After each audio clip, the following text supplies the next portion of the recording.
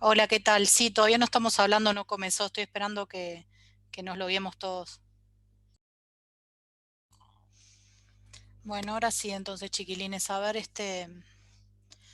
las dudas que vayan teniendo, no sé si por tema, o abrimos micrófono y vamos discutiendo lo que les parezca.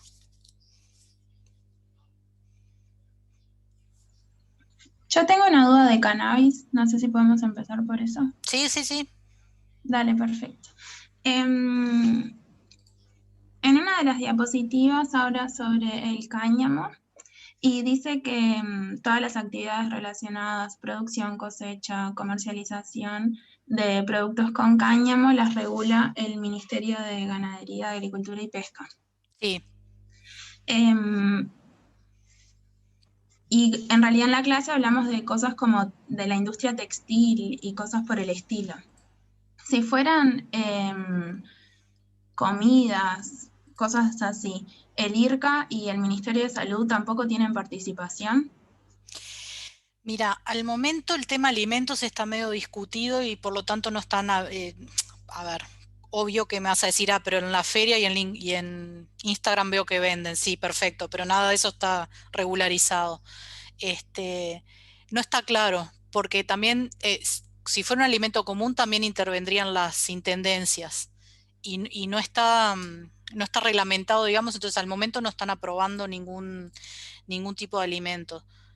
Yo La entiendo, yerba, por ejemplo, que hay. no, bueno, no, la yerba pasa por el Ministerio de Salud Pública, porque es un alimento modificado en realidad, pero no por, o sea, porque es yerba mate que tiene adicionado el cáñamo, digamos. Entonces, eso se considera alimento modificado y por eso lleva ministerio, pero no tanto porque sea con cáñamo. No sé si me explico, pero yo qué sé, otro tipo de Sí, no del alimentos, IRCA, ¿no? ¿eh? No del IRCA. No, en ese caso solo ministerio, solo salud pública. Pero ya les digo, no está del todo reglamentado, entonces más allá de las hierbas no se ha probado nada.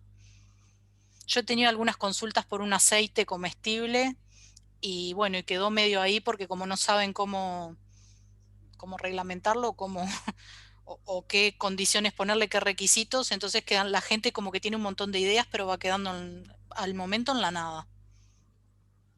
Falta desarrollar el tema alimentos. Está perfecto, gracias. De nada. Yo tengo otra consulta relacionada con cannabis. En la última parte vimos que los medicamentos que tengan THC menor al inferior al 1% son los que requieren recetas en la farmacia. Sí, Bien, pero no me quedó claro qué pasa con los que son mayores al 1%. ¿Existen en Uruguay ese tipo de medicamentos? ¿Son estupefacientes? a ver, No, Carla. no hay registrados medicamentos con un THC más del 1% y en ese caso no sería una receta, un bajo receta profesional, o sea, receta blanca. Ahí ya habría que buscar otro tipo de condición de venta un poco más estricto, pero muchachos, eso no, nadie les va a preguntar porque ni siquiera ha sucedido y no sabemos a futuro qué posición va a tomar la ARN respecto a eso. Sí, la teoría indica que debería ser mínimo una receta verde, pero Exacto, pero eh, ¿qué va a todo puede pasar? suceder. Claro, no, yo pregunto porque justo en la diapositiva dice, y las especialidades que tengan un contenido de THC superior al 1% y tiene 3 puntos Sí, suspensivos. porque eso quedó, cuando teníamos tiempo lo discutíamos. Este año no hubo tiempo y creo que Andrea ni se detuvo en eso, pero Sí, básicamente la discusión era esto que les estamos diciendo. perfecto, muchas gracias. Una pregunta entonces, ¿los medicamentos a base de CBD se dispensan con receta blanca entonces? Sí, Está. Que tengan menos de 1%, ¿no? De THC, no de CBD. CBD. De THC. sí, ahí va. CBD puede tener, no sé, 5%, 8%, lo que sea.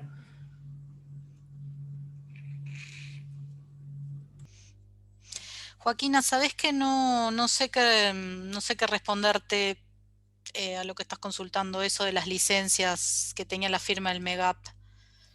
Capaz que era algo medio viejo y por eso quedó la firma del ingeniero. En teoría, el Ministerio de Ganadería es solo para el cáñamo.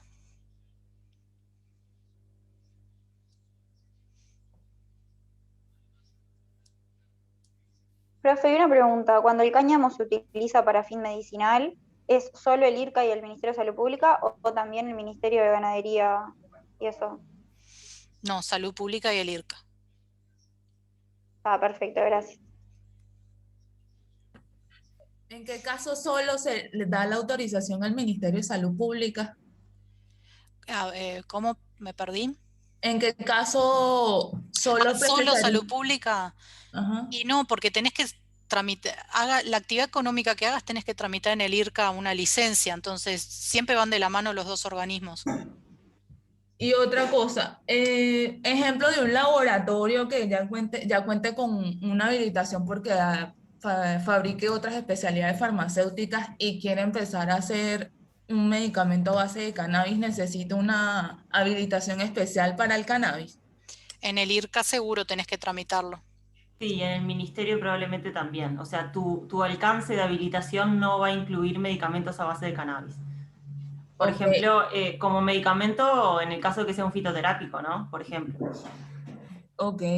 Y si esa materia prima, ponte el caso del cannabis, yo la quiero traer del exterior, ese proyecto que se manda al IRCA también tendría que darse para la autorización de la licencia. Sí, sí, porque no podés ni importar estándares. Hace un rato estábamos hablando con Carla de este tema y veíamos que no puedes ni importar un estándar para validar tu método si no tenés la aprobación del IRCA y del ministerio. Entonces, y a su vez uno no te da la autorización si no tenés la del otro. Entrás ahí como en un loop que en algún momento lográs salir, pero no es fácil. Ok, muchas gracias. De nada. Igual, chiquilines, no quiero anticiparles nada, pero relajen un poco con este tema porque hay otros bastante más importantes y no nos están preguntando nada. Yo tengo una pregunta de otro tema. Dale, bien. ¿Puedo cerrar igual con cannabis un segundo? Sí, dale. Dale. Cuando vos tenés una empresa, ¿no?, que quiere fabricar especialidades farmacéuticas con cannabis, vos vas al IRCA y es como todo en paralelo, que haces como la habilitación del ministerio, te pedís la licencia y tenés que también tener el informe favorable por Senaclaf. Sí. En clase dieron también que precisabas el registro de la empresa como operador de cannabis, y eso no me quedó claro frente a qué autoridad vas o... Eso es en el IRCA. ¿Y en qué momento lo solicitas? ¿Todo al mismo tiempo? ¿O eso refiere a la licencia? No me quedó claro. Claro, la licencia es como operador de cannabis en la actividad que hagas, ya sea elaborador de especialidades farmacéuticas, plantación, secado, fabricación de materia prima o laboratorio de control de calidad, no sé, no importa. Vos te registrás ante el IRCA o tramitas una licencia ante el IRCA para alguna de esas actividades. En paralelo, en la mayoría de ellas, porque todo lo que sea antes del secado no requiere salud pública, pero bueno, del secado en adelante sí, ahí tenés que hacer el trámite también en el ministerio. Bien. Pero a su vez, el IRCA no te da la licencia si vos no tenés la habilitación del ministerio, y el ministerio no te da la habilitación porque no tenés tus métodos validados y no puedes validar los métodos porque el IRCA es como lo que les digo, es un loop burocrático, o sea, ahí ya lo técnico queda un poco de lado, y bueno, ahí están las empresas hasta que en algún momento se logra desbloquear esa ida y vuelta entre los dos organismos. Ahí está. Bien, es todo en paralelo entonces. Y lo inicias en paralelo, también para ahorrar tiempo, ¿no? Porque si no, se te suma todos los tiempos de uno, más después todos los tiempos del otro. Claro. Estaba perfecto, gracias. De nada. Yo tengo una duda en cuanto a estupefacientes que creo que también vincula un poco el tema de responsabilidad profesional. Sí. Porque nosotros vimos que en estupefacientes, el tema de las recetas tendrían que ser conservadas por 2 años y todo eso era responsabilidad del director técnico. Sí. En el caso de que, no sé, en una inspección o en algo se vea que faltan recetas, ¿no? Uh-huh. El que va a ser llamado a responsabilidad seguro va a ser el director técnico, claramente. Pero, ¿alguien más se llama a responsabilidad en ese caso? Mira, acordate cuando vimos farmacias que la responsabilidad era solidaria con el propietario. Ahí va, sí, por eso me generaba. Lo que pasa que Eso por un lado es solidaria, pero también está bien clara en la normativa que vos como directora técnica sos la dueña de las recetas y no te puede venir el propietario ni nadie con ninguna excusa. Tienen que estar bajo tu control y bajo llave y bueno, todo lo que vimos. Entonces, en realidad, seguro que la primera que va a ser llamada responsabilidad sos vos. Responsabilidad administrativa, estamos de acuerdo, ¿no? Porque no es un delito que no tengas las recetas. Sí le debes una respuesta al Ministerio de Salud Pública, pero no vas a ir presa porque faltan recetas. Ahí va. Respecto a eso, Yo a mí tengo- en realidad es que va muy ligado a esa pregunta. O sea, responsabilidad administrativa tiene, por ejemplo, un profesional de la salud que infringe una norma sanitaria y Ujú. las normas con las que tienen que cumplir los profesionales de la salud están en la ley 9202. Sí, Que yo lo que veo es que si infringís la 9202, en definitiva, estás yendo en contra de la ley, estás haciendo algo que es ilegal, entonces no implicaría también que tenés responsabilidad penal, porque en definitiva hacer algo ilegal es hacer un delito. no, pero vos acordate, bueno, justo no tenemos ni a Andrea ni a Guille, pero la responsabilidad penal tiene que estar, ¿se acuerdan algo así que decía como que el tipo penal tiene que estar exactamente redactado en la ley y si no entra, tu conducta no entra dentro de esa definición? ¿Se acuerdan cuando ella decía el que sin intención de matar diere muerte y así se definía el homicidio culposo? Sí, eso está en el Código Civil, supuestamente. Claro, bueno, tu actuación tiene que estar contenida en esa definición. Entonces, en realidad, en el Código Penal no hay, más allá del ejercicio ilegal de la medicina, después no hay nada contenido que nos afecte, por más que haya un montón de normativa y que nos pida cumplir con cosas, pero eso ya es más administrativo, es derecho administrativo, no es el derecho penal. No sé si me explico. O sea, creo que sí, o sea, digamos, vos si cometés una falta administrativa, solamente vas a tener responsabilidad penal por esa falta administrativa. Penal no, solo vas a tener responsabilidad administrativa. O sea, si cometes una falla administrativa, vas a tener responsabilidad administrativa. Sí. Pero también podrías tener penal si esa falla administrativa lleva a matar a alguien. Exacto. Ese es el tema. A ver, en el caso que recién preguntaba la compañera, me faltan 15 recetas de estupefacientes. Delito no es, porque no hay ningún delito en el Código Penal que diga que la falta de receta de estupefacientes se paga con cárcel. Entonces yo voy a rendir cuentas ante el Ministerio de Salud Pública y voy a tener que hacer mis descargos y bueno, si realmente fue por una omisión mía, me juzgará la Comisión de Salud Pública y me sancionarán, no sé, me quitarán la habilitación por 2 meses. Y ahí se termina. Ahora, si en mi farmacia se dispensó un producto en una concentración que le infirió un daño a una persona que eventualmente pudo terminar en la muerte, ahí voy a tener administrativa seguro, porque de todos modos no seguí la normativa de la ley de farmacias, penal porque hubo un daño, y eventualmente civil porque la familia de esa persona puede ir contra mí por el lucro cesante o el daño en el cual se vio, o los gastos en los que tuvieron que incurrir para tratar de subsanar el problema. Ese es el peor caso en el que tendríamos los 3 tipos de responsabilidad. Si la persona no llegara a morir, ya penal no es. No, pueden ser daños. Ponele que queda sordo, que queda ciego. Y eso es responsable. Eso es penal, sí, eso sí, en el Código Penal está el delito de daños, o de lesiones, mejor dicho. Y ahí una pregunta, ¿la responsabilidad penal es de quién? ¿Del idóneo? Bueno, ahí hay que ver. O sea, ¿es del que dispensó?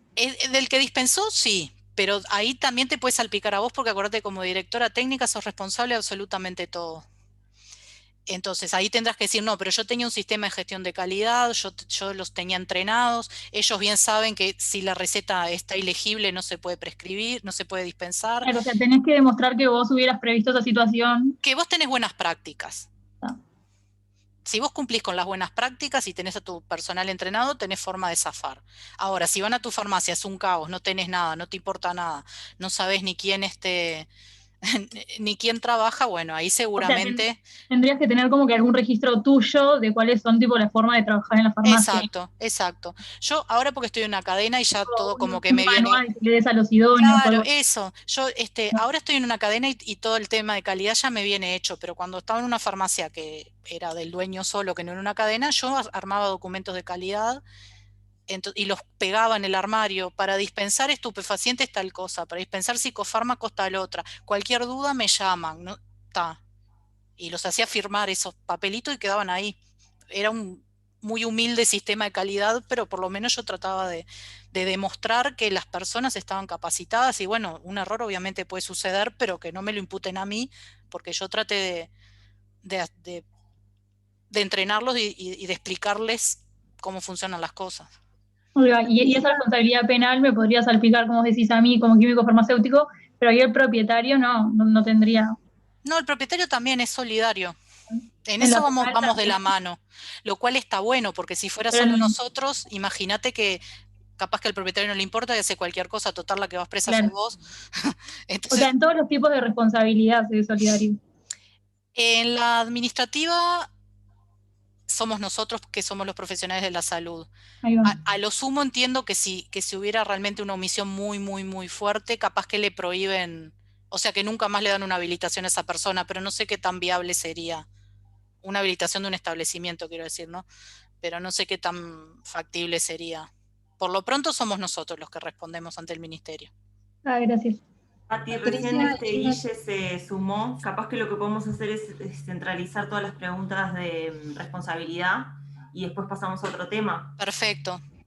Yo tengo otra duda sobre este caso que, por ejemplo, veníamos hablando de una dispensación incorrecta y que hay daño al paciente. La responsabilidad civil, que sería solidaria con el propietario de la farmacia, ¿también se habla si es extracontractual o contractual? Bueno, Guille, todo Ahí, tuyo. ahí, ¿cómo están? Ahí en ese caso siempre la responsabilidad es extracontractual porque el paciente no tiene ningún vínculo contractual con la farmacia. Es un daño que se causa. eh, a ver, cuando nosotros hablamos de responsabilidad contractual, siempre hay justamente, ¿no?, un contrato de por medio, ya sea comercial, civil o del tipo que sea. Cuando es responsabilidad extracontractual es porque se violó el deber de no dañar, que es un deber genérico que tenemos todos, ¿tá? Y por lo tanto, si yo genero y causo un daño a otro sin ningún tipo de vínculo previo, como sería el caso, es extracontractual. Es asimilable que haya una mala dispensación, es asimilable a que yo vaya manejando por la calle y venga otro y me choque. Es exactamente lo mismo. Me causa un daño. Disculpa, pero no sé si me recuerdo, la profesora Andrea en un momento en esa clase dijo que cuando hay una dispensación es como un acuerdo compra-venta que se da en la Sí, a farmacia. mí por eso me Dijo surgió eso, la iba a duda. decir eso. Todo eso también. O sea, Dijo eso, que celebraron un contrato de compra-venta y eso. Ajá, que por eso se da como que es una Pagar un responsabilidad préstamo. civil para eso sería contractual con ese paciente. Dijo eso. Bueno, no estaba cuando lo mencionó Andrea eso, pero sí, a ver, es como todo, puede llegar a elaborarse la tesis de que hay una compraventa en el medio, en el caso, porque efectivamente hay una compraventa.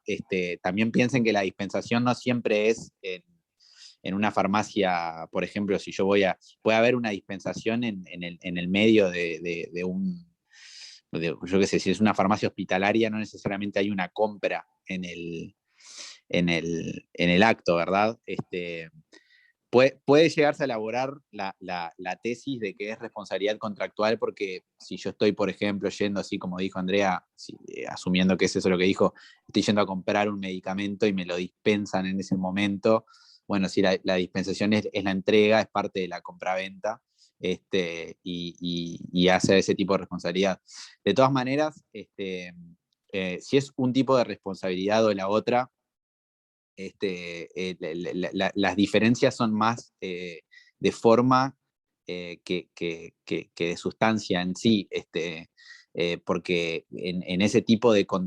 Si yo digo que es contractual, va a ser sobre un contrato de compraventa consensual, o sea, verbal. Entonces no voy a tener tampoco muchas cláusulas o herramientas que me regulen el tipo de responsabilidad. Entonces la diferencia en definitiva va a ser más de forma que de sustancia. ¿A qué me refiero? Bueno, por ejemplo, los plazos que yo voy a tener para hacer el reclamo. Ahí sí no es menor, porque la responsabilidad contractual, yo tengo un plazo de prescripción de 20 años, o sea, tengo hasta 20 años para reclamar un daño que tiene sobre fundamento una relación contractual, y si es extracontractual, tengo solamente 4 años.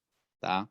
De todas maneras, lo relevante en este caso es más la responsabilidad en sí que esos detalles, ¿no?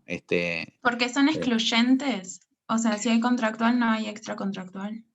Correcto, eso sí es importante, y está bien tu comentario. Cuando uno realiza un reclamo, acciona por un daño y quiere buscar un resarcimiento en sede de responsabilidad civil, el reclamo obviamente no puede ser un reclamo basado en responsabilidad contractual y extracontractual al mismo tiempo. O sea, o hubo de base una relación contractual o no la hubo. Pero decir que hubo y que no hubo al mismo tiempo, no corren. Puede en algún caso muy particular, ¿tá? Puede suceder que un abogado que asista a esa persona que está haciendo el reclamo plantea una demanda donde le dice al juez desde el vamos que hay una relación contractual, pero hace un segundo capítulo que dice que en la eventualidad de que el juez entendiera que no hubo una relación contractual, hay responsabilidad extracontractual, que no es lo mismo que decir que hay las dos, ¿no? Está diciendo, bueno, si llegaras a entender de que no hubo responsabilidad contractual, creo que igual existen fundamentos para decir que eso a veces pasa, es común, y eso sucede justamente por eso que yo les digo de que a veces pueden haber dos bibliotecas para un mismo asunto, y bueno, ahí se hace ese tipo de planteo. Pero lo importante es que en ningún caso se va a resarcir a alguien tomando como base o fundamento que hay los dos tipos de responsabilidad. Yo tengo una pregunta también del tema de responsabilidad. Cuando vos sos representante, acá, por ejemplo, de otra empresa extranjera, y hay un problema con algún medicamento, que vimos que el representante es el que asume toda la responsabilidad. Pero a mí me queda la duda de si ningún tipo de responsabilidad como que se transfiere de alguna manera al fabricante o lo que sea. Mira, vos, el gran tema, yo creo que desde la perspectiva de ustedes, ¿tá? Ahora voy a responderte en concreto tu pregunta, pero de la perspectiva de ustedes, lo que ustedes siempre tienen que tener presente es si respecto a ustedes es blanco o es negro. Y por lo general es negro, son responsables. Después, si vos podés trasladar o no esa responsabilidad, eso ya será en todo caso si querés, como un beneficio con el cual de alguna manera podés contar. Pero siempre yo creo que en esta parte lo más importante que ustedes siempre tengan que retener es cuándo son responsables y cuándo no.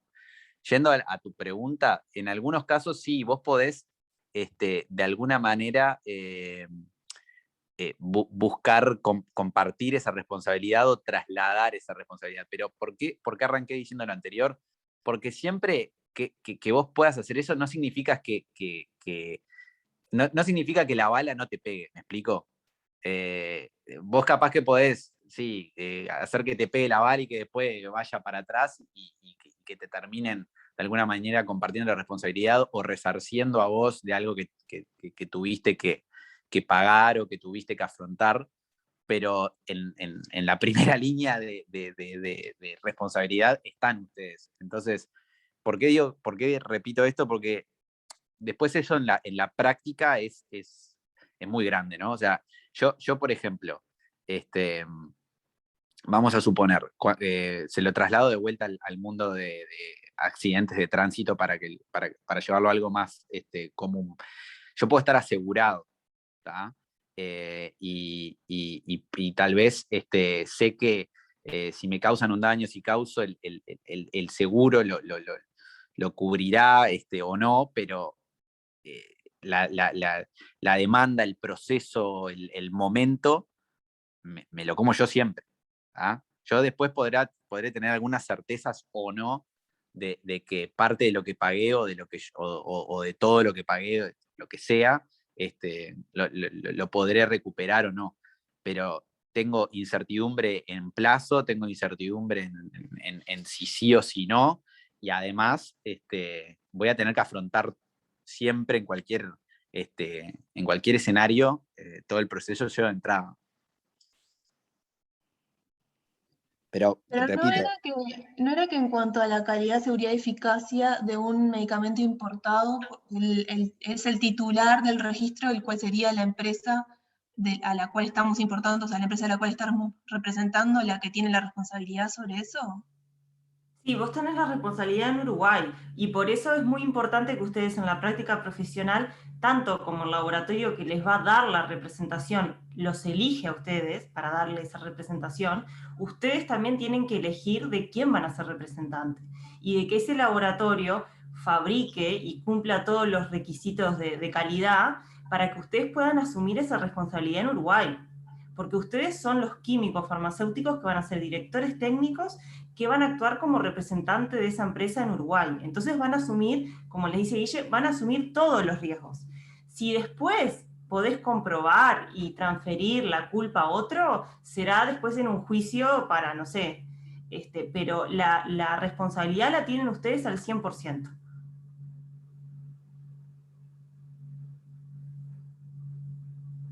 Tengo una duda de información y publicidad, no sé si podemos cambiar de tema. Sí, ¿alguna duda más de responsabilidad que haya? Así ya, Y yo de esto último, la responsabilidad entonces del producto terminado es del representante en Uruguay, no es de la empresa tipo original, digamos, del país de origen. No, muchachos, hay dos cosas diferentes. ¿Quién es el dueño del producto y quién es el responsable legal si algo pasa con ese producto que estamos importando? O sea, si yo soy representante y no sé, un paciente tiene un efecto adverso gravísimo con el medicamento del cual yo soy representante, para Uruguay voy a asumir la culpa y voy a ser responsable como director técnico, ¿sí? Eso no tiene nada que ver con lo que yo les comentaba de quién es el dueño del producto y quién tiene la responsabilidad sobre todos los aspectos del medicamento. O sea, cuando ustedes son el dueño del producto, ustedes van a exportar ese producto, pero ustedes son los dueños y van a decidir cómo se fabrica, cómo se analiza, lo van a liberar, etcétera, etcétera. O sea, ustedes como representantes, por ejemplo, no van a emitir una orden de fabricación. ¿Por qué? Porque no son los dueños del producto. El dueño del producto va a ser el encargado de emitir las órdenes, de hacer los análisis, etcétera, etcétera. Pero son dos cosas distintas. O sea, quién es el dueño del producto, o sea, quién tiene toda la responsabilidad sobre todos los aspectos de ese producto, y quién sobre ese producto asume la responsabilidad en Uruguay, que en ese caso van a ser ustedes como directores técnicos. En ese caso que nombrabas, ¿qué tipo de responsabilidad sería? Lo del paciente que tiene un efecto adverso muy grave y vos lo estás representando el producto acá. Y bueno, y depende, ¿no, Guille? O sea, ahí ya depende de si hay un daño, ¿no?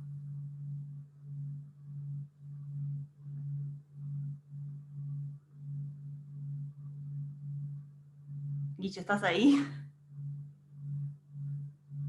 Perdón, me muteé sin querer. Estaba diciendo que ahí podés, primero que vas a evaluar el daño, pero podés tener también responsabilidad civil, responsabilidad administrativa y responsabilidad penal. El daño se repara económicamente, el daño genera un efecto adverso administrativamente, porque obviamente que vos tenés al ente regulador, a la autoridad sanitaria, y bueno, y obviamente que si hay un delito, si hay, por ejemplo, no sé, un fallecimiento, y esa es la verdadera causante, recuerden que esto todo siempre es en el marco de procesos judiciales, ¿no? Puede llegar a haber responsabilidad penal. Obviamente No que... entiendo por qué habría administrativa, porque en realidad él cumplió con toda la reglamentación, digamos, y el efecto adverso en realidad es como una interacción entre el medicamento y la persona. ¿Por qué cabería la responsabilidad administrativa? No, pero eso creo que, o sea, ahí no hay responsabilidad si hay un efecto adverso que sea totalmente predecible para lo que es ese medicamento, creo. Creo que más bien si el medicamento Sí, tenía por un eso. problema en... Correcto, o sea, estamos hablando, a ver, están tomando solo un supuesto. Yo les estoy diciendo que puede llegar a haber varios tipos de responsabilidad en los 1.000 millones de casos y escenarios que se pueden dar. Creo que, Claro, por a ver, ejemplo, les digo un ejemplo, a ver si esto ayuda, que creo que no lo vimos en la clase porque pasó hace muchos años, ya es casi prehistórico. Hace, no sé, 10, 15 años, en un laboratorio de Plaza se confundió una tarrina de calcio por una de litio. Entonces el producto que llevaba calcio, en realidad, le pusieron litio. Se liberó el lote, salió al mercado, se comercializó, falleció al menos una persona, no me acuerdo si no fallecieron más. En ese caso, por supuesto que hubo de todos los tipos de responsabilidad, los 3 tipos. Hubo penal porque falleció una o más personas. Hubo responsabilidad administrativa porque el director técnico liberó un lote sin verificar que habían cambiado el principio activo, o sea, nada más y nada menos, pequeño detallecito nomás, un cambio de principio activo. Y aún así se liberó el lote. Por supuesto que también tuvo que declarar el jefe de control o el gerente de control, el de aseguramiento, todos estaban involucrados. ¿Cómo pudo suceder que un lote conteniendo un activo que no era el que debería ser, salió al mercado y se comercializó? Entonces, en ese caso está clarísimo los 3 tipos de responsabilidad. La administrativa ante el ministerio, porque es un horror lo que sucedió desde el punto de vista administrativo. Bueno, la penal, como les decía, y la civil por las lesiones o la muerte que se le causó a un paciente. Capaz claro, pero por ejemplo, sí. en el caso del efecto adverso, sería administrativa si, por ejemplo, en el prospecto no estaba ese efecto adverso, ¿no? Pero Lo que si pasa es que a estuviera veces tipo puede no todo bien, estar. No, pero por ejemplo, administrativa. administrativa en ese caso podría llegar a ser que el ministerio te aprobó una versión de prospecto y vos no la actualizaste. Entonces, que justo ese efecto adverso sí estaba en la versión de prospecto aprobada por la agencia, pero que vos todavía no lo implementaste. Entonces ahí Claro, puedes llegar perfecto. a tener, o por ejemplo, administrativa se puede dar en un importado cuando se libera de origen y sin embargo el análisis local o lo hago mal o no da y libero igual, ¿no? O sea, hay un montón sin tampoco causar ningún daño. Claro, perfecto, gracias. O sea, ahí no habría civil, digamos. Claro, puede pasar. Por eso le digo, a ver, el espectro de casos puede pasar de todo. Puede no haber capaz un daño en lo más mínimo y ser una falta administrativa, puede ser una falta administrativa y además hubo un daño, pero no hubo un delito, es resarcible económicamente y simplemente, digo, también lo otro que sucede es que hay algunos delitos, ¿tá?, que son accionables a instancia de parte nada más. ¿Qué significa eso? Que si el damnificado no realiza la denuncia penal, queda por ahí la cosa. Solamente puede ser iniciado a instancia de parte. El Estado, la Fiscalía, no tiene la potestad para iniciar ese reclamo. Entonces, digo, los ejemplos pueden ser un montón, pero están presentes las 3 y se pueden dar cualquier tipo de combinación. Una pregunta a lo que dijo Carla, que aclaró, que decía que un ejemplo administrativo era que a veces si era un producto importado y el retest acá, el análisis local no daba mal, también tenías una responsabilidad administrativa, pero en el caso que eso genere algún problema, también sería penal, ¿verdad? Sí, pero a ver, de vuelta, tener un efecto adverso que, no sé, causa la muerte digo, tiene que haber un delito, ¿no? recuerden que los delitos están estipulados en el Código Penal y son bastante particulares, ¿no? Tiene que la figura, lo que sucedió, los hechos, tienen que encuadrar dentro de una de las figuras consagradas como delito. Ejemplo, la muerte, o las lesiones graves. No todo es punible penalmente. Bien. Y en el caso, o sea, que tenga la responsabilidad administrativa, o sea, si da mal el análisis acá local, no podría salir al mercado, ¿verdad? Claro. O por ejemplo, puede pasar que, otro caso todavía más sutil, que ustedes lo que hagan es liberar el lote a riesgo, y una vez, por ejemplo, a riesgo del ensayo microbiológico, y una vez que está el ensayo microbiológico, de mal, y ustedes tengan que hacer un recall, y que, por ejemplo, siguen teniendo responsabilidad administrativa ahí, porque ustedes hicieron algo que no deberían haber hecho en la práctica profesional.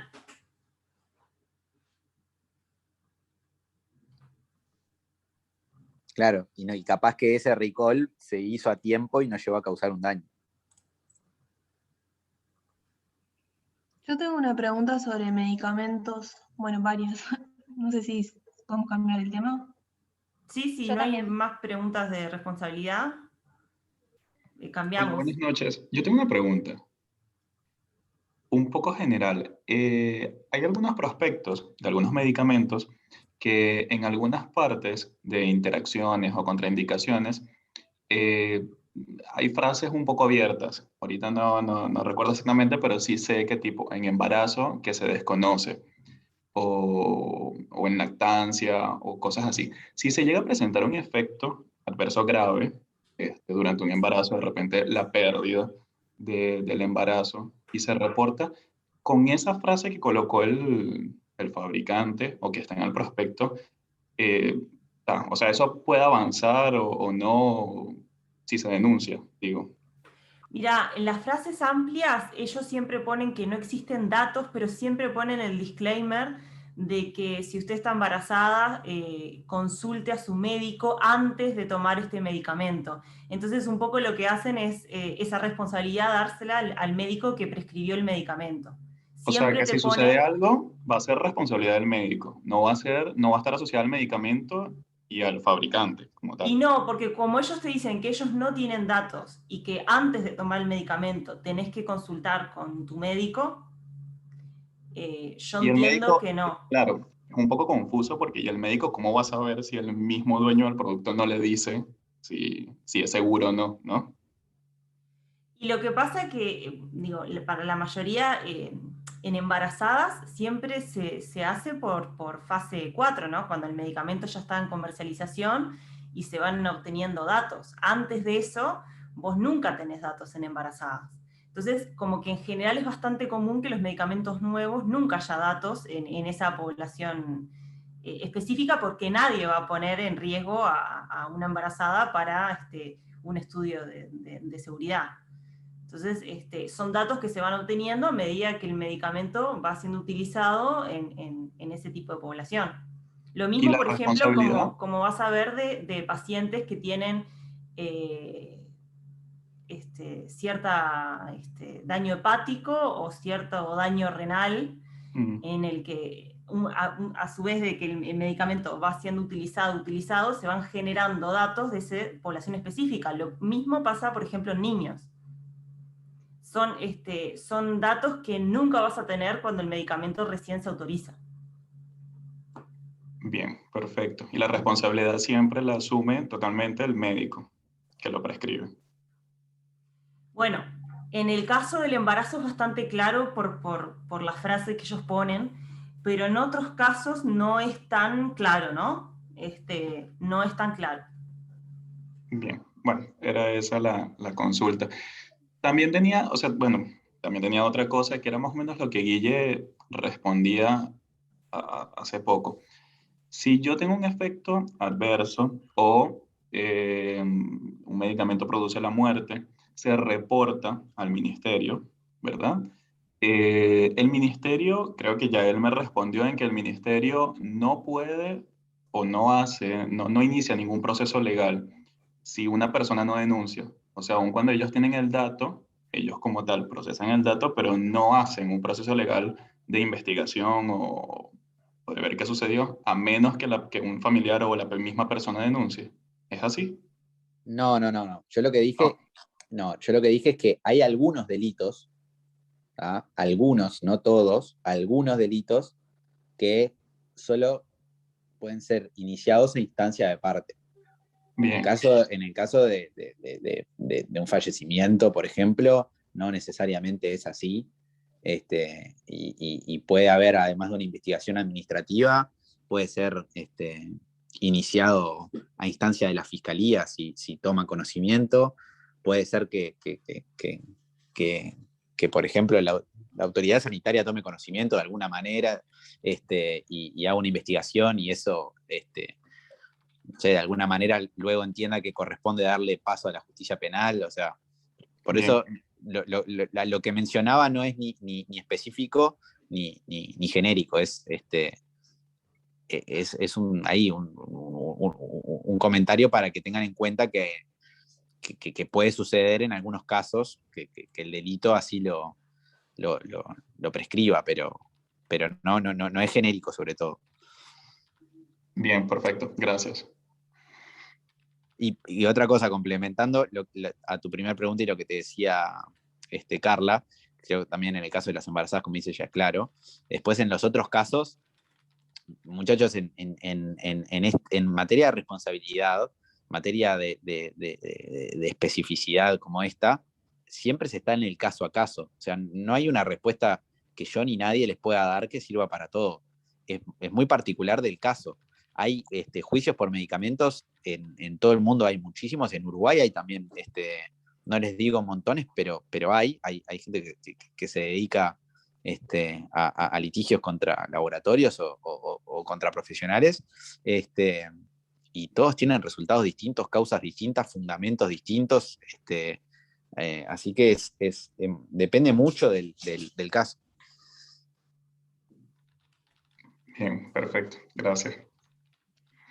Una pregunta, en los casos de cuando se solicita registro para una especialidad farmacéutica, que una de las cosas que hay que brindar es la información técnica. ¿Esto es el documento técnico común que acá en Uruguay serían las listas de verificación?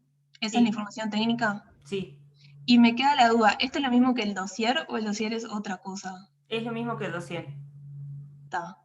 Y esto es común para todas las especialidades farmacéuticas, sea el tipo que sea, solo que después, no sé si por ejemplo tenemos estupefacientes, se agregan todas las otras cosas que hay que hacer, o si es importados, se le van agregando a esto que es común para todos. O sea, el checklist es común para todos los que son, por ejemplo, especialidades farmacéuticas de síntesis. Después vas a tener checklists que son específicos para biotecnológicos, checklists que son específicos para fitoterápicos y para homeopáticos. Y en realidad lo que se denomina dossier es a toda esa documentación que está detallada en ese checklist, más el formulario de solicitud de registro en el que vas a tener que marcar qué tipo de producto es, y bueno, y eso es lo que se denomina el expediente de registro o el dossier. Es toda esa información. Gracias. Y, por ejemplo, si es un medicamento similar que quiero demostrar bioequivalencia, ¿yo primero debo solicitar la aprobación del informe que demuestre la bioequivalencia o se hace todo junto con la solicitud de registro? O sea, se presenta todo junto. Bueno, en realidad lo que podés hacer, si en el caso de que fuera un medicamento importado, en el que vos ya tenés el estudio de equivalencia hecho porque ya fue solicitado por otra agencia, ahí presentás todo junto. En el caso de que sea un medicamento de fabricación local, lo que vas a hacer primero, antes de presentar la solicitud de registro, es presentar el protocolo para su evaluación, ¿no? Una vez que ya tenés la aprobación del comité de ética, o sea, primero es comité de ética. Una vez que el protocolo del estudio se aprueba por el comité de ética, podés presentarlo en el ministerio. Lo primero que vas a solicitar es que el ministerio te habilite la referencia para quedarte tranquilo de que ese estudio va a ser aceptado.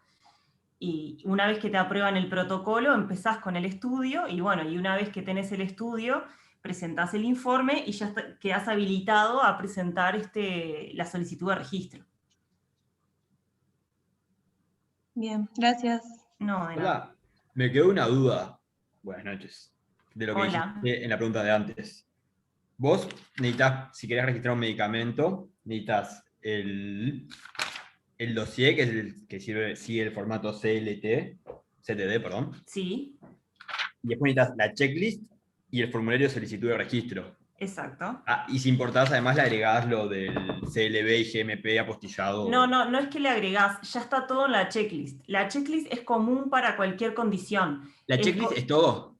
Claro, o sea, la lista de verificación incluye todas las opciones. Incluye la posibilidad de que tengas que incluir GMP, la posibilidad que tengas que incluir CLB, la posibilidad de incluir un estudio de equivalencia. Es común para todo lo que es medicamentos de síntesis química.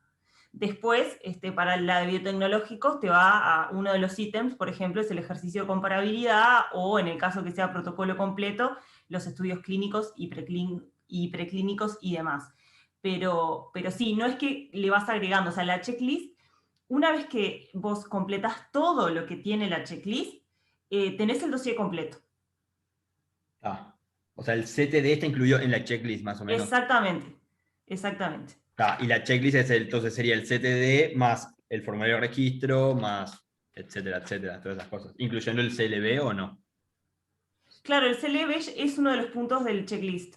Perfecto. O sea, la checklist es todo. Es todo, exactamente. Perfecto. Gracias. No, de nada. Una pregunta, ya que hablaron ahí del CLB. Me quedó la duda de si el CLB y el CPP son equivalentes. Sí, es lo mismo. Uno es en inglés y otro es en español. Bien, gracias. No, de nada.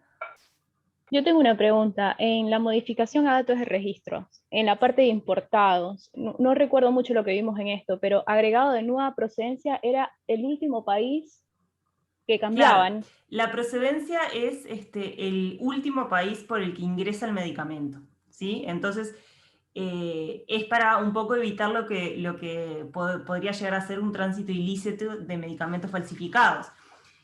A mí un producto, por ejemplo, que se fabrica en Alemania, puede tener un centro de distribución en Argentina y que de ahí salga para diversos países y que dentro de ellos venga desde Argentina a Uruguay. Entonces, Argentina tiene que ser una procedencia habilitada por Alemania para disminuir la posibilidad, o sea, eliminar la posibilidad de que ese producto pueda cambiarse o que ingrese un producto que sea distinto a la solicitud de registro. Una consulta, ¿es por el que lo fabrica o por el dueño del producto que tiene que estar habilitado? No, por el dueño del producto. En el caso de que, por ejemplo, Alemania tercerice la fabricación en Francia, el que tiene que aprobar la procedencia argentina es Alemania. Porque es quien es el dueño del producto, exactamente. Ok, entonces dice también que modificación de cambio de registro es el cambio de fabricante, pero el fabricante que de tercero. ¿Cómo? Porque dice que en modificación a datos de registro, bueno, o sea, modificamos datos de registro si agregamos nueva procedencia, cambio de fabricante. Porque recuerdo que decía que el cambio de fabricante necesitaba un registro nuevo. No, si es solo cambio de fabricante, no necesita un nuevo registro porque el titular sigue siendo el mismo. Por ejemplo, en el caso de un importado que se fabrica en Francia, pero el titular es Alemania, Alemania puede decidir cambiar de fabricante supongamos, de Francia a Bélgica. Y sigue siendo el mismo producto, porque el dueño y el titular es el mismo. O, por ejemplo, yo acá puedo hacer una fabricación local en un tercerista, porque no tengo, una máquina para fabricar cápsulas blandas, y bueno, y me compro la máquina y lo que hago es cambiar la fabricación del tercero a fabricación propia. Y eso es un cambio de fabricante que es dentro del mismo registro porque el titular es el mismo, y ahí voy a tener que presentar, por ejemplo, entre otras cosas, los estudios de estabilidad para el cambio de fabricante. Perfecto. Incluso si pasás de fabricación local a fabricación internacional, ¿es cambio de fabricante si vos seguís siendo el dueño? Si vos tercerizás, por ejemplo, la fabricación en Argentina. Si antes la hacía yo y ahora la voy a tercerizar en Argentina. Sí, es exactamente lo mismo. Seguís siendo el titular, entonces sería un cambio dentro del registro. Siempre es un registro nuevo cuando cambia el titular. Y esa es, o sea, serviría como una modificación que es posible, ¿no? Sí, es una modificación posible. En ese caso, como tu laboratorio tercerista está fuera del país, ahí te van a pedir para hacer la modificación a datos registros, certificado de GMP del laboratorio de Argentina. Te van a pedir que tu habilitación, o sea, que tú tengas una resolución emitida por el Ministerio de Salud Pública que te habilite a tercerizar en Argentina, y para eso vas a tener que presentar los contratos entre ambos laboratorios. Y después vas a tener que presentar, por ejemplo, la orden de fabricación del producto emitida por el tercerista, o sea, por vos, pero en el tercerista, los estudios de estabilidad del nuevo fabricante, vas a tener que declarar si usas la misma fórmula, si haces algún ajuste de formulación. En el caso de que hagas algún ajuste de formulación, dependiendo de cómo sea el cambio, si es un cambio menor o mayor, van a ser distintos los requisitos de estabilidad que te van a pedir. Y bueno, y con todo eso, si estás habilitada en todos esos aspectos, no hay problema. Está perfecto. Y otra pregunta. ¿Y GMP no te piden ahí? Sí. Está. Si cambias, por ejemplo, el laboratorio de control de calidad, ¿también cuenta como una modificación de este tipo o lo modificas en la declaración jurada trimestral que tienen que presentar los importados? Y bueno, teóricamente tendrías que hacer una modificación en el caso, por ejemplo, vos cuando presentás en la solicitud de registro, presentás un modelo de análisis local, y ese modelo de análisis local debería incluir el laboratorio tercerista de análisis. Muchas veces lo que pasa es que tienen 3 terceristas de análisis o 2 habilitados, ¿no? O sea, siempre con la tercerización de análisis habilitada por resolución del Ministerio de Salud Pública, que figura en tu habilitación. Y bueno, y con esos 3 laboratorios podrías llegar a, si uno no tiene capacidad, utilizar otro, pero depende un poco de cómo lo declares. Muchas veces dentro de ese certificado de análisis local ya ponen los 3 terceritas de análisis, y hay veces que ponen uno solo. En el caso que vos pongas uno solo, lo más prolijo sería hacer una solicitud de una modificación a datos registro para incluir el otro tercerista de análisis, porque el ministerio se tiene que fijar que vos estés habilitado para tercerizar el análisis en ese otro laboratorio. Y por ejemplo, en el ejemplo que pusieron en clase que lo pasaba a un laboratorio propio, como que iba a poner un laboratorio propio y quería hacer el control de calidad, ahí tiene que habilitar, tipo el laboratorio propio nuevo ese, y que pueda ser terciarista, no en este caso, pero que puedas delegar a ese laboratorio a hacer el control de calidad, tipo lo tiene que aceptar el Ministerio de Salud Pública, digamos. Sí, una vez que vos tengas la habilitación de tu laboratorio de control de calidad, podés pasar todos los registros, todos los análisis que vos tercerizabas a tu propio laboratorio. Y también presentas una solicitud de modificación. Y sí, sería lo más correcto, lo más prolijo para hacer, sí, porque en algún momento tú declaraste que el que analizaba ese producto era otra persona, entonces lo más correcto sería solicitar una modificación a datos registro para establecer quién es el que analiza en la actualidad ese producto. Perfecto, gracias. Y junto a esa solicitud de modificación, ¿qué tendría que adjuntar? ¿Cómo? La certificación que obtuve de mi laboratorio de control de calidad. Sí, la habilitación. Solo eso. Yo tendría que presentar la solicitud de modificación con el respaldo de la habilitación. Sí, y declarar, exacto. Sí, en general ahora no se está pidiendo transferencia de la metodología analítica, pero bueno, dentro de lo que es normativa internacional te podrían llegar a pedir que presentes un estudio de transferencia de la metodología analítica, que es básicamente, bueno, hay varias formas de mostrarlo, pero muchas veces piden una revalidación de algunos parámetros de la validación de la metodología. Pero bueno, esos requisitos técnicos, yo no pretendo que lo sepan para el parcial, solo para que lo sepan. bueno, que se les puede llegar a pedir la transferencia. O si no, como dice el compañero, únicamente la habilitación. Profe, Este laboratorio... Perdón, Ana, disculpe. No, tranqui. Este laboratorio que hace el control de calidad de los ensayos de desempeño del producto importado, solo necesita la habilitación de ley 15.443, no necesita GMP. ¿O No. sí necesitaría? Okay. No necesita, no. Bien. Profe, ¿y si el titular vende el laboratorio?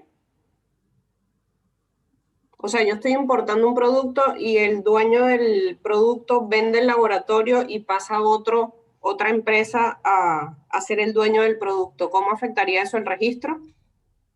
Bueno, eso es una transferencia de registro. Ahí lo que va a cambiar, eso en realidad el registro sigue existiendo como tal, lo que pasa es que se transfiere de una empresa a otra. Okay. Pero ahí no tendría que cambiar el registro. No, porque vos vendés tu laboratorio y vos tu laboratorio lo vendés con 48 registros. Entonces lo que pasa en ese caso es que vos haces una transferencia al registro pero porque vos estás vendiendo tus productos, no es que el producto cambia, ¿me entendés? Igual no se me entreveren con esto, no se me entreveren porque esto es una transferencia. Pero como en el de registro. CPP tenían que poner el dueño, o sea, iba a cambiar. Claro, pero por eso te digo, es un caso particular que se llama transferencia de registro, ¿tá? Que es cuando el producto sigue siendo exactamente el mismo producto. Lo que pasa es que yo vendí el laboratorio. ¿Sí? Pero no hay ningún cambio,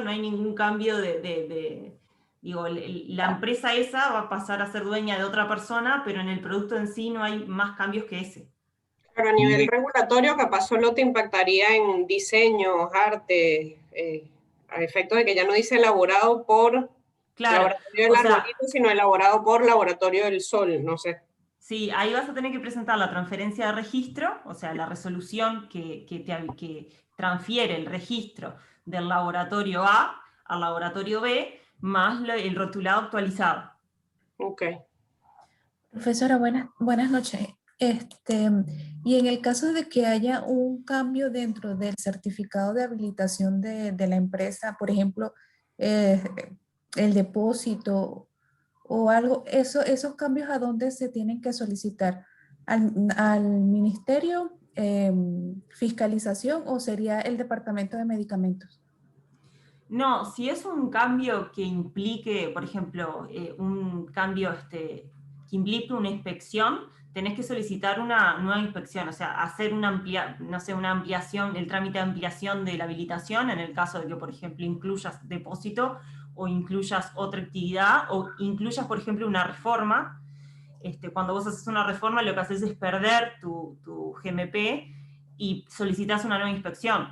¿Por qué? ¿Por qué la perdés? Porque las condiciones con las que se te dio esa certificación cambiaron. Entonces el ministerio tiene que ir e inspeccionar de nuevo para verificar que ese cambio que hiciste no afecta la calidad del producto.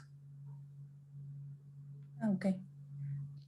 Esto siempre en producción, si es en laboratorio de control, no es tan requisito GMP, ¿no? Nunca. Lo que pasa es que si es un laboratorio de control no vas a tener GMP porque es de fabricación, sino que vas a tener GLP, que es buenas prácticas de laboratorio. ¿Pero el Ministerio de Salud Pública te habilita en eso, digamos, en la GLP? Sí, bien. Sí. O sea, es un requisito también. Sí. Bien. Hola, Carla, yo tengo una pregunta de esto mismo. ¿Sabes que estaba de entre las que nunca debes presentar una modificación de registro porque eso implica, creo que un nuevo registro, el cambio de las vías de administración, ¿no? O estaba vía administración. Bueno, depende. Esto tiene sus excepciones, ¿no? Porque, por ejemplo, si yo tengo un producto inyectable que es, dice intravenoso, intramuscular, sí, y al tiempo, bueno, le quiero añadir, no sé, la vía arterial para hemodiálisis o alguna intradérmica, por ejemplo, pero sigue siendo más o menos la misma vía de administración, o sea, sigue siendo un inyectable. tendría que presentar otro registro. En realidad lo que quiero es ampliarle la vía de administración. No, eso se hace. Lo que está vía de administración es, por ejemplo, yo no puedo cambiar una vía de administración que implique nuevos datos clínicos, ¿sí? Muchas veces lo que pasa es que en Uruguay se registra la vía intravenosa y después en agencias de referencia se van incluyendo más vías. Entonces lo que hace Uruguay en ese mismo registro es asemejarse a la información de agencias de referencia y va incluyendo esas vías. Lo que significa es que yo no puedo, de un medicamento, lo que ustedes tienen que razonar es, ¿la modificación que estoy haciendo me cambia? ¿Tiene algún impacto en la seguridad y eficacia? Si la respuesta es no, si yo voy a usar los mismos estudios clínicos, bueno, entonces ese cambio lo puedo hacer dentro de lo que es el mismo registro. Si yo, por ejemplo, se me ocurriera pasar de una vía intravenosa a, no sé, por supuesto que a una vía oral es otro medicamento, son otros estudios clínicos, es totalmente distinto. A eso se refiere en vía de administración. No se pongan no hilen tan fino, porque por supuesto que dentro de lo que es un inyectable, siempre se van agregando vías en relación a agencias de referencia, pero eso no implica un registro nuevo porque la información ya está generada. Perfecto. Sí, no, yo la preguntaba justo por un caso puntual, porque tenía algo cercano con eso y quería tenerlo claro acá por las clases. Es más, no solo eso, sino, por ejemplo, el ministerio, cuando ustedes les estén evaluando una solicitud o una renovación, se va a fijar todos los similares que tiene de ese producto, y si los similares tienen más vías, les va a exigir a ustedes que se las pongan. O sea, no va a quedar reautorizados productos con distintas vías de administración. O sea, si por ejemplo, si el original ya, no sé, el otro día me pasó uno que era intravenoso, intramuscular, y hace poco se incluyó la vía rectal. Entonces, el medicamento que yo tenía, que solo figuraba intravenoso e intramuscular, se le exigió que también figurara la vía rectal, porque es como estaba el medicamento innovador en agencias de referencia, que es con lo que nosotros hacemos reliance. Pero eso me beneficia en caso tal si soy yo el que está solicitando el registro, porque tengo más oportunidad de que se use mi medicamento, ¿no? Sí, y además genera cierta armonización con todos los similares que hay registrados en Plaza. Claro. Bien, gracias. De nada. Yo tengo una consulta de estupefacientes. Ay, perdón. Última pregunta de especialidades farmacéuticas. Yo tengo dificultad para diferenciar cuando tengo que pedir la habilitación del MSP para las diferentes actividades. Tengo dificultad para diferenciar entre la actividad de producción y elaboración. Si yo trabajo en un laboratorio local y yo fabrico, desde la fabricación hasta el empaque secundario, la habilitación me tendría que cubrir producción y elaboración. Pero si, por ejemplo, yo solo me dedicara hasta liberar el granel, pero no hacer empaque primario y secundario, yo solo pediría la habilitación hasta producción y elaboración contaría solo para empaque primario y secundario. No es que se haga una diferencia entre producción y elaboración. O sea, vos te vas a habilitar como laboratorio farmacéutico que realiza las etapas que me nombraste. O sea, si vas hasta el granel, bueno, fabricante de granel para vía sólida con acondicionamiento primario y secundario en fulanito de tal. Si vos vas a hacer todas las etapas, vos te vas a habilitar como fabricante de, por ejemplo, de sólidos orales. En forma general, ponele que incluyas todo lo que es cápsulas, todo, ¿no? Pero no hay una distinción entre elaboración y producción.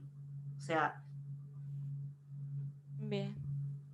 O sea, la misma habilitación yo la puedo usar para todas las actividades. O sea, vos tenés que pedir en la habilitación qué es lo que vos realmente vas a hacer. Está. ¿Sí? Por ejemplo, muchos laboratorios tienen fabricación de sólidos orales, fabricación de soluciones inyectables con esterilización final. ¿Qué pasa ahí? Que la fabricación de soluciones inyectables con esterilización final me prohíbe, de cierta forma, que yo haga un llenado aséptico. Que yo haga, ¿me entendés? Una esterilización... ¿Se entiende? Sí. Está. Bien, gracias. No, de nada. No, capaz que el detalle de esto que decías, Carla, que no sé por qué me pareció la pregunta, que obviamente va a haber una inspección del ministerio y si pedís el alcance de algo que no cumplís, obviamente no te lo van a dar. Claro. O sea, van a contrastar lo que vos pusiste en la solicitud contra lo que realmente podés hacer y eso sale de la inspección.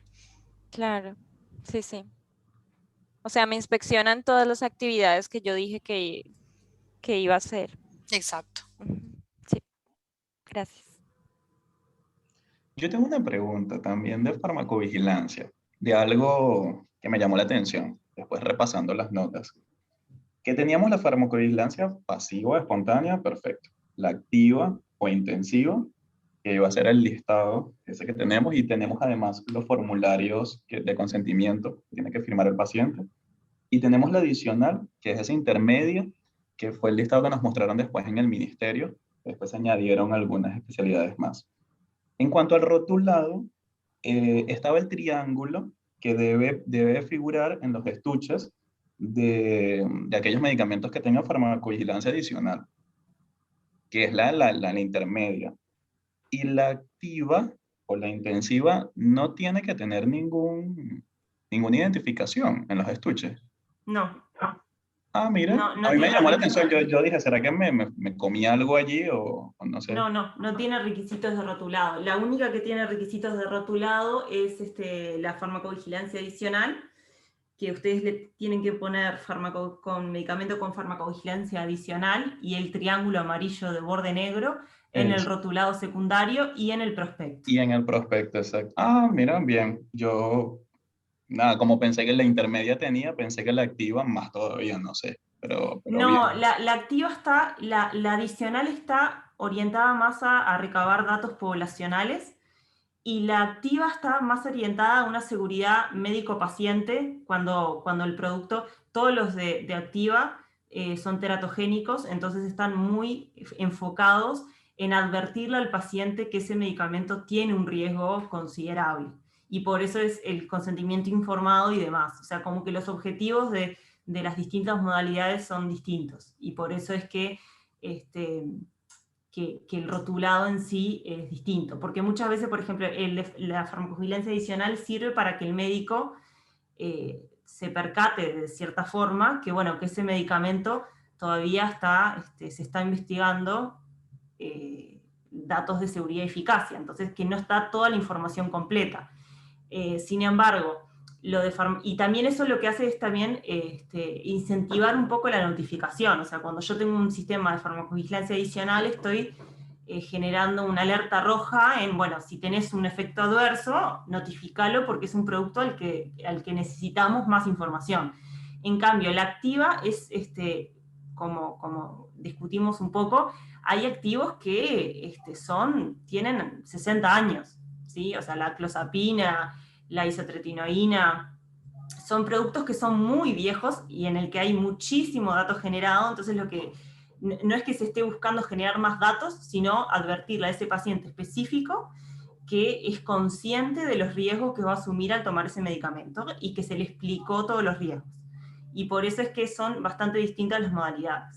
Por ejemplo, en el de activa tampoco se solicita un plan de gestión de riesgos, porque el medicamento ya está estudiado, y en el de farmacovigilancia adicional no. Entonces es fundamental que además de cumplir con los requisitos de rotulado, yo presente al Departamento de Medicamentos un plan de gestión de riesgos que lo va a evaluar la unidad de farmacovigilancia y que me lo va a aprobar y va a quedar contenido en la solicitud de registro, y bueno, y qué medidas yo voy a implementar como laboratorio frente a la notificación de efectos adversos, cuáles van a ser las medidas de minimización de riesgos, y ese plan de gestión de riesgos tiene que ser específico para Uruguay. O sea, no se acepta que sea un plan de gestión de riesgos universal y que se pueda presentar el mismo para todos los países. Tiene que ser específico para cada país. Bien, perfecto, súper claro. Una pregunta. En el caso de medicamentos estupefacientes o psicotrópicos, si yo soy una empresa que ya está habilitada para elaborar, pero quiero empezar por primera vez a elaborar medicamentos que contienen estupefacientes, En ese caso, yo tengo que tener primero el permiso especial para comercializar, la solicitud de cupos y todo eso, y al final se registra el medicamento, o tiene que registrarse primero el medicamento que voy a elaborar y luego hacer todos los pasos que le siguen. ¿O cómo sería el procedimiento? Bueno, primero vos para presentar la solicitud de registro ya tenés que haber desarrollado todo el producto, haber puesto mínimo 2 lotes en estabilidad natural, un lote en acelerada, o sea, la solicitud la deberías hacer antes. La solicitud. Todo lo que es cupo y lo que vieron con Alicia Pla, en lo que es registro no va absolutamente nada. O sea, cuando ustedes presentan la solicitud de registro, ustedes, por ejemplo, van a tener autorización para fabricación de sólidos orales o inyectables, y dentro de los inyectables, por ejemplo, puede ser morfina. Pero la habilitación a mí no se me va a acotar de si es un medicamento controlado o no, porque los requisitos de buenas prácticas de fabricación son los mismos independientemente del activo. O sea, sí el activo me va a determinar algunos parámetros, como por ejemplo, cómo voy a encarar la validación de limpieza, etcétera, pero no van a estar, no va a estar dentro de lo que es la habilitación. ¿Y pero cómo me hago de la materia prima, o sea, del estupefaciente, para hacer el registro si todavía no tengo un permiso especial para comercializarlo? Y la solicitud de cupo y todo eso. Bueno, por eso yo entiendo que lo vas a tener que hacer antes. Todo eso antes y luego solicito el registro del medicamento. Claro. Y después ahí, en la clase que dio Alicia Pla, puso una de las cosas que había que solicitar es el certificado de no objeción y endosos. Y nunca se habló de eso, de qué era, no sé si es relevante. No, tranquila, no se mezclen con eso. De estupefacientes, si quieren, ahora repasamos, que justo me lo están preguntando por el chat. Por un lado es importante, como decís vos, cuando querés comenzar a fabricar, hacer la previsión del cupo para el año siguiente. Eso es un trámite. Después, cuando está por llegar la materia prima, haces otra gestión ante el ministerio para que te habiliten la entrada de la cantidad de esa, porque vos el cupo lo podés dividir en varias entradas en el año, digamos, ¿no? Ponele que tenés, no sé, 3 campañas de fabricación, bueno, la que vas a tener en marzo entran 15 kilos, no sé. Bueno, haces ese trámite, entran los 15 kilos y fabricás. Obviamente vas a tener que tramitar el registro y todo eso que recién te decía Carla. Ahora, con respecto a los libros, que es lo que me están preguntando, acuérdense que tanto en el laboratorio como en la farmacia vamos a tener libros estupefacientes donde vamos a anotar las entradas, las salidas, las pérdidas y todo lo que suceda con esa materia prima, o en el caso de la farmacia con el producto terminado. Eso es por un lado. Y eso también vale para el laboratorio. Y el balance trimestral también va a haber que hacerlo, tanto para el laboratorio como para la farmacia. ¿Está? Ahora, yo tengo una duda del balance trimestral. Sí. ¿Qué pasa si, por ejemplo, te falta una receta? O sea, ¿qué haces? O sea, vos haces el stock y te das cuenta de que te falta una receta. Formalmente, O sea, si nos regimos por lo que dice la legislación, tendrías que hacer la denuncia ante el ministerio de que hay un faltante. Si apagamos pero no te sacan la habilitación de la farmacia. No, por una receta no te la van a sacar. Ahora, si todos los meses te pasa, abrí los ganchos vos primero, porque algo está pasando, están dispensando sin receta, obviamente, lo cual es un problema. Y en el caso del laboratorio, lo mismo, o sea, no te deshabilitan el laboratorio, digamos. Y en el laboratorio, a ver, ojo, si te faltan cantidades grandes de estupefacientes en el laboratorio, otra que problemón. Yo ahí no sé lo que hago, o sea, me entraría en pánico. Tenés que hacer la denuncia policial de una, sí, porque no es lógico. Vos podés tener pérdidas normales de la fabricación, pero no se te pueden ir kilos o gramos sin justificación. Ahí están robando. Pero ahí denuncias robo o cosas de esas. Sí. Tipo, como que esta es la vía. Vos te tenés que cubrir vos. Nada. Así implique, como creo que les dijo Andrea en la clase de responsabilidad, así implique perder el trabajo, ¿no? Porque de última prefiero perder el trabajo y no la libertad. Porque con estupefacientes ya estamos hablando de delitos. Entonces, nada. Sin dudas es la denuncia, sí. Está, gracias. Bueno, Tengo una duda también respecto a la dispensación de estupefacientes. Hablamos que en el dorso había que agregar el nombre, contacto y edad. Sí. ¿Está en algún lado especificado que tiene que ser mayor de edad el que vaya a buscar? Sí, está en alguno de los decretos que ahora sinceramente no recuerdo el número, pero te dice que quien retira el producto tiene que ser mayor de edad. Obviamente no el paciente, ¿no? Porque el paciente puede tener cualquier edad, pero quien va a buscarlo sí, tiene que ser mayor de 18. En teoría le tenés que pedir la cédula. Entiendo que hay personas que te puedes dar cuenta que tiene más de 18, pero si tenés la duda le tenés que pedir la cédula. Y no se le pide que tenga... Sí, perdón, que tenga ningún tipo de... ningún tipo de vínculo con el paciente o algo.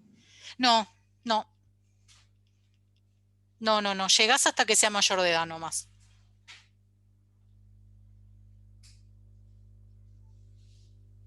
Bien, y yo tengo una pregunta que es un poco de este tema y un poco de publicidad. En realidad, los estupefacientes, para el caso de hacer folletería, por ejemplo, para el cuerpo médico, ¿también van a la comisión de psicoactivos o solo los psicoactivos van a la comisión de psicoactivos?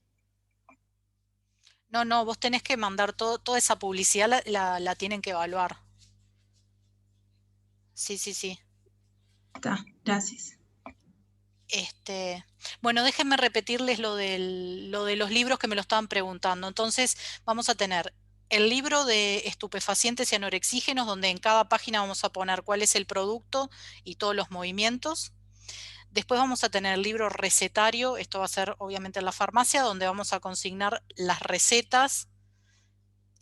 Obviamente, o sea, es el número de receta, el médico, el producto, la cantidad, si fueron 2, por ejemplo. Y la cédula de quien retiró el producto, eso es el libro recetario. Después vamos a tener el balance mensual, que es esa planilla Excel que la vamos completando mes a mes y que trimestralmente generamos un archivo que es el que declaramos ante el ministerio, con todos los movimientos, ahí sí de psicofármacos y estupefacientes. Y por último, para comercializar estupefacientes tenemos la famosa libreta de vales.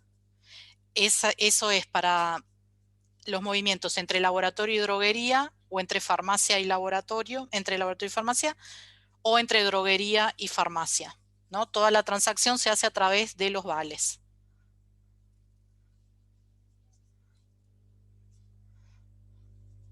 Profe, una pregunta sobre eso. Lo del balance mensual y trimestral, que es el que le envías al ministerio, ¿es solo para farmacias o aplica también en laboratorios? El balance, lo que pasa que para laboratorio no vas a usar la misma planilla que descargas de la web.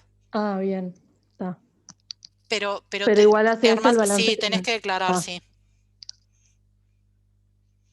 ¿Y tenés que hacer un libro de estupefacientes también en el laboratorio? Sí, ahí vas a poner por activo, digamos, no por producto terminado. Vas a poner morfina, fentanilo, y ahí te manejas con otras cantidades, obviamente, pero vas poniendo cuánto entró, cuánto salió, cuánto se perdió. Bien, perfecto.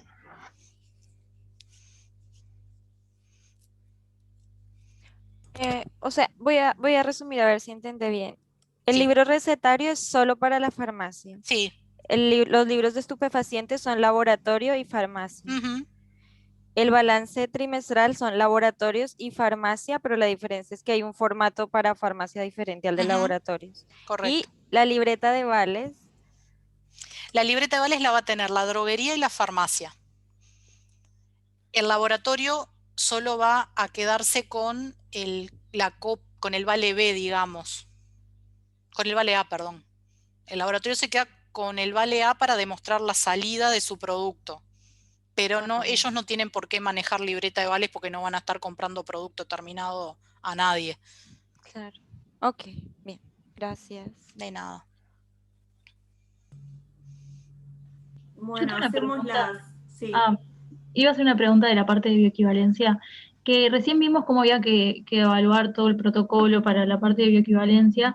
Mi pregunta es cuando vos estás en un caso de bioexención, ¿ahí directamente presentás los análisis in vitro que hiciste y ya está? ¿O también tenés como que evaluar ese protocolo antes y que te lo aprueben? No, se evalúa el protocolo cuando se investigan seres humanos. O sea, en el caso de una bioexención, lo que va a suceder es que ustedes presentan la solicitud de registro. La bioexención se hace con estudios in vitro, o sea, disolución a distintos medios, calculando el F2. Entonces, se presenta todo junto.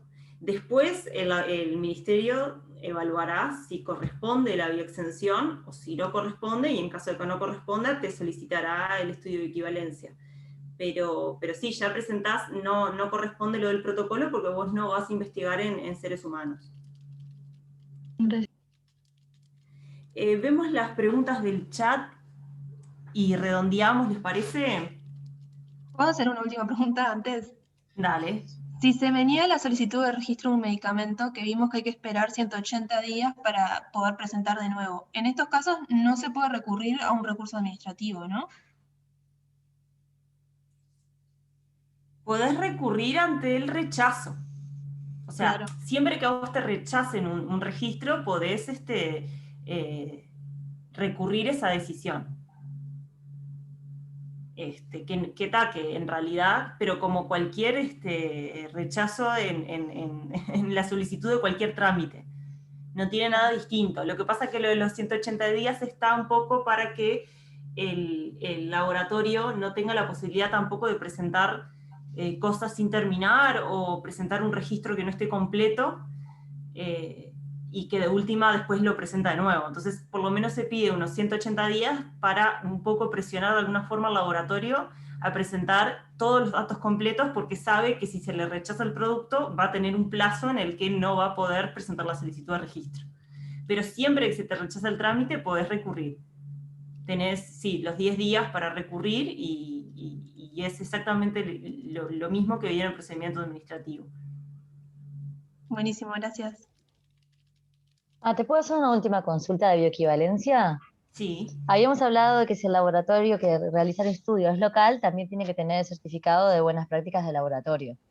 No solamente el extranjero, ¿no? Como pasaba siempre. Sí, pero eso es así. El laboratorio que produce el producto bioequivalente, ¿también tiene que tener el certificado de buenas prácticas de manufactura o simplemente el que hace el estudio de bioequivalencia? No, todos.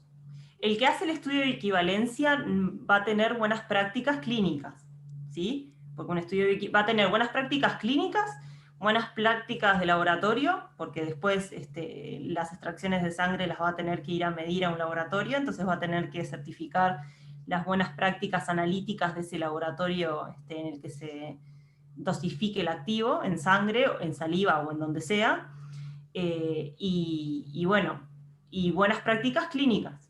No buenas prácticas de fabricación, porque un estudio de bioequivalencia no se fabrica.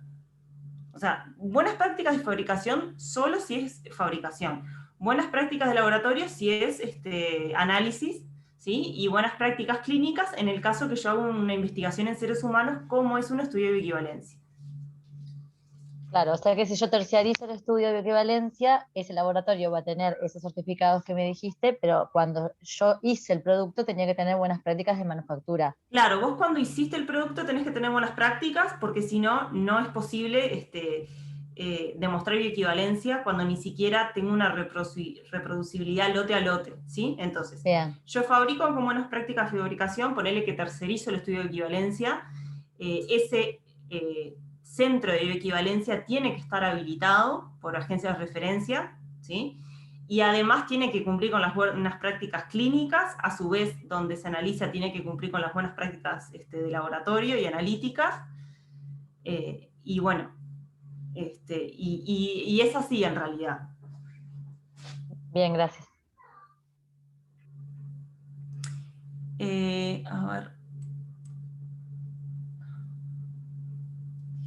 Joaquina, lo que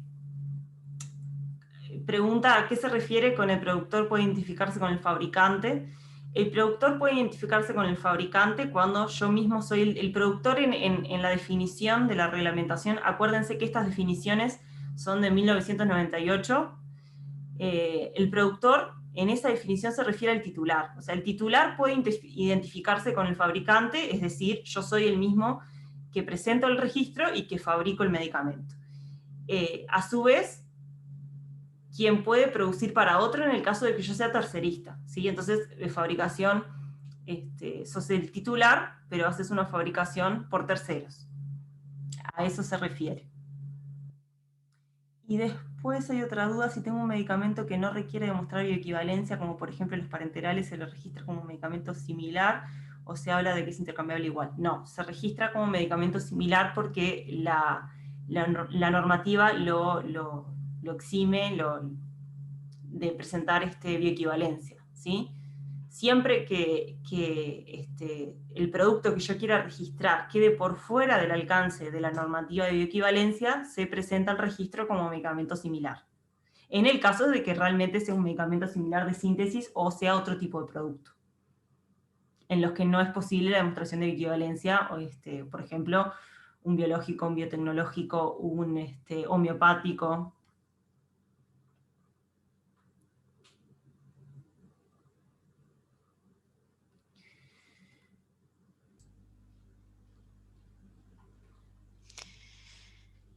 Bueno, no se vayan, que quiero hacer una prueba con los grupos, a ver si funciona y mañana nos dividimos en grupos y capaz que no hay tantos problemas de conexión con las cámaras y todo eso como hubo la vez pasada. Así que les pido un segundo que déjenme probar. Los voy a dividir obviamente así al azar como salga porque no... Pero quiero probar si eso funciona.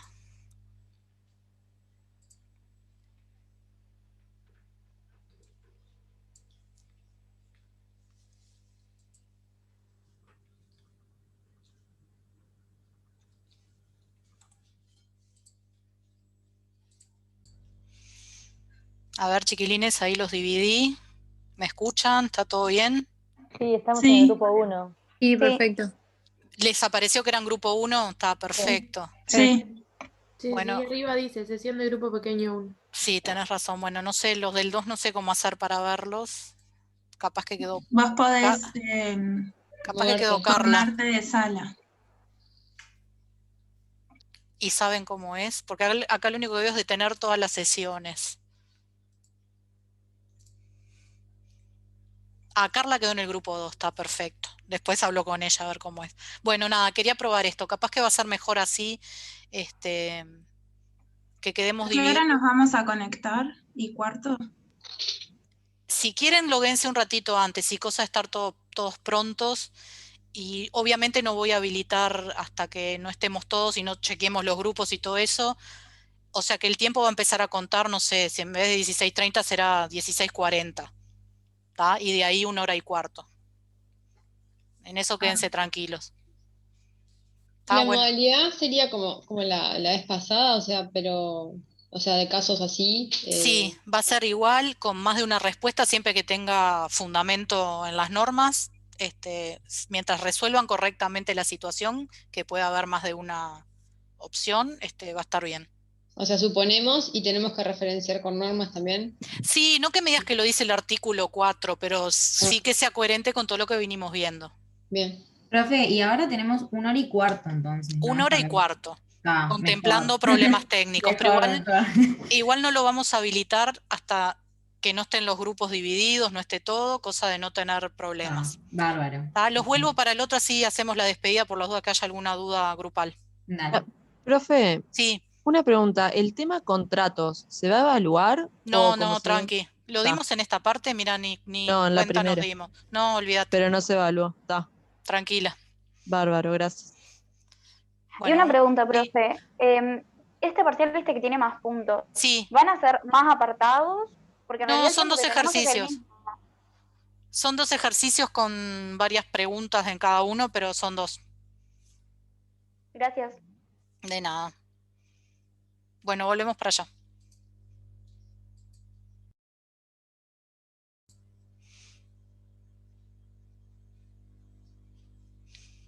Carla, perdón que te corté, capaz que vos estabas hablando algo en tu subgrupo.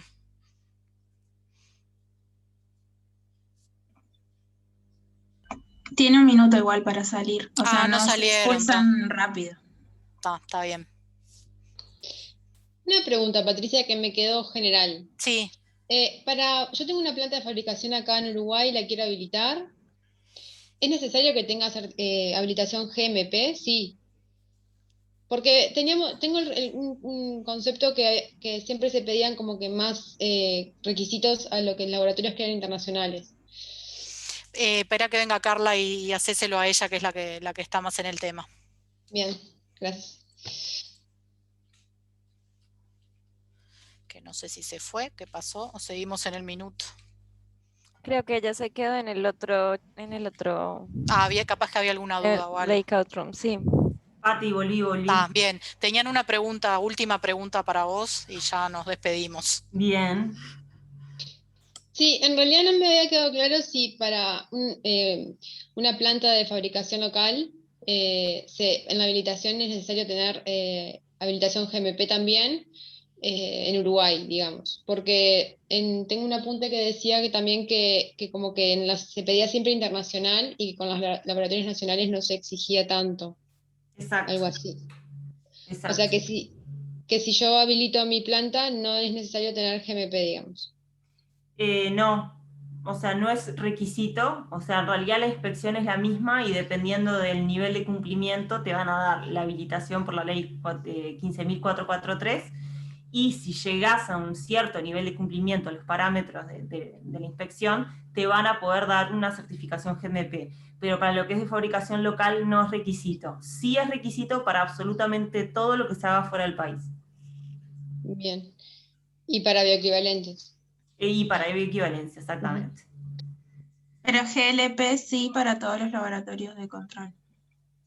Sí, porque GLP en realidad sí, porque es una habilitación específica de tu laboratorio de análisis, que en realidad también es el mismo caso que antes, o sea, puedes solicitarla como no, pero no se entreveren con esa parte.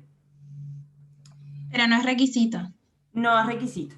Perfecto. No hay ningún requisito que de forma expresa como es el mismo caso que la GMP cuando es fabricación local. Que tenés la posibilidad de cumplir y de solicitar la certificación, pero bueno, si no llegás a ese nivel de cumplimiento de GMP o GLP, tampoco es que se te prohíbe la comercialización de medicamentos. Gracias. Abril, no, la idea es que usen un solo dispositivo, por eso estamos viendo lo de los grupos y eso. Yo hoy pensaba, ¿pueden dividir pantalla? Yo entiendo que a veces complica, pero en el trabajo lo hago todo el tiempo, me pongo un documento a la izquierda y otro a la derecha y voy mirando. Capaz que eso es lo más fácil, que dividan la pantalla y vayan... Profe, me parece que a mí me pasa, por ejemplo, que yo en la compu no tengo cámara. Entonces Ahí me va, voy a me pasa lo loguear mismo. con el celular y al parcial lo hago en la computadora, pero yo al Zoom estoy con el celular, porque si no, no tengo cámara. La verdad que no lo previmos eso, no sé qué decirles, no está Andrea, que es la que tiene la última palabra, porque ahora les digo una cosa y después Andrea mañana me dice no, no sé. Pero es que no sé igual qué a eso decirles. ustedes no tienen cómo saberlo. Si yo estoy logueada desde un equipo Pero y no lo te veo mando dos veces, porque si vamos a... No, porque yo en la computadora no entro al Zoom.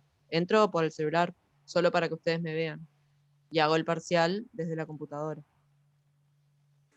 Y bueno, no sé qué decirte. Si no me entero, no me entero. No, es que no hay si usted no lo escribió, usted no lo hizo, esto es lo mismo. Ojos que no ven, corazón que no siente, ya está. Yo tengo una última pregunta. La otra vez vieron que ustedes dijeron como que era importante que tuviéramos determinados decretos y leyes tipo abiertas en la compu, porque por ejemplo, viste que nos pusieron el artículo 2 y teníamos que ir a mirarlo y esas cosas. ¿Nos recomiendan tener alguna impresa de las que hay o abiertas en la compu para poder mirarlas o no es necesario en este parcial? Bueno. ¿Qué pregunta? Sí. Qué buena pregunta, Porque son muchas. Yo me bajaría el de medicamentos. No, muchachos, yo creo que si ustedes tienen claro a dónde tienen que ir a fijarse, es muy rápido. Claro, ¿Está? pero son, viste que en la página hay pila de decretos y leyes, o sea, para tenerlos abiertos, ¿cuál de todos esos? Porque la otra vez nos habían dicho, creo que eran 4, y después nos hicieron ir a fijar a uno de esos, que yo, por ejemplo, ya lo tenía abierto. O sea, Bueno, no por sé si eso te sabes, digo, nos yo pueden decir. me parece que no es necesario tener abierto nada, no se enloquezcan con eso. En el momento en que necesiten algo, bueno, tienen que saber a dónde ir a buscarlo, pero no necesitan tener todo abierto, no se enloquezcan con 10.000 pestañas abiertas en PDF con toda la reglamentación, no. Tranqui.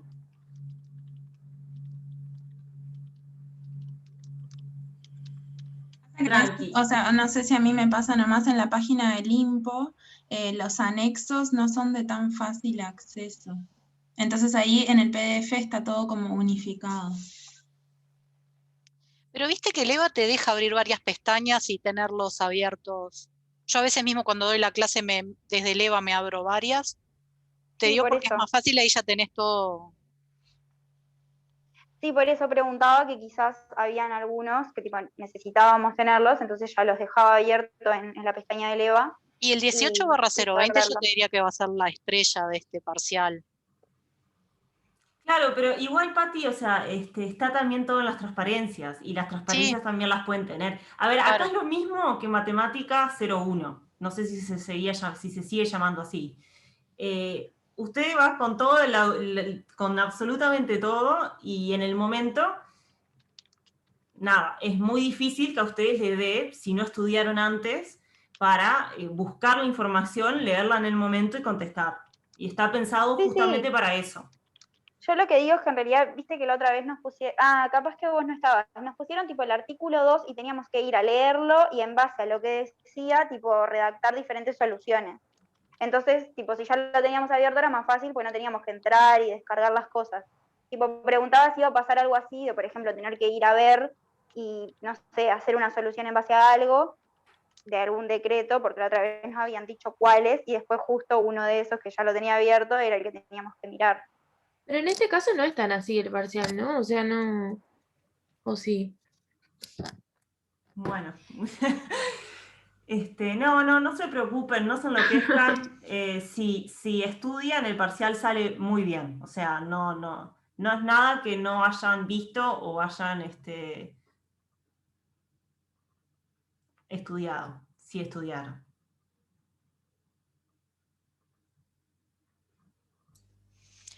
No teman. Ahora les subo esta clase por las dudas, si quieren escuchar alguna aclaración o algo, ya también lo subo y es lo último que subimos.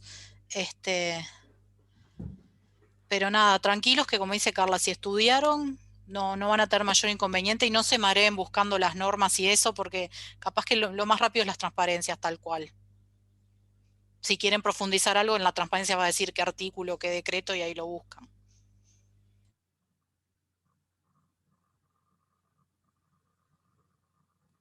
Podemos suponer cosas también, ¿no? O sea,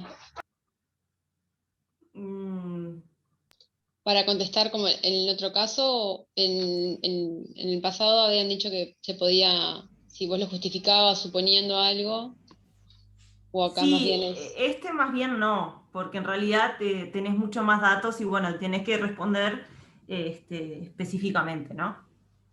Bien, perfecto. Pero da bien el tiempo. Si estudiaron, da perfectamente el tiempo. No se mareen, piensen tranquilos, piensen antes de empezar a escribir, y mucha suerte. Y no se preocupen de que sale, son cosas que ustedes ya vieron, que ya discutieron, así que no teman por la evaluación de mañana. Perfecto, gracias. Bueno, muchísimas gracias. Bueno, mucha suerte. Gracias. Gracias. Chau, chau. Hasta mañana. Gracias. Chao, gracias.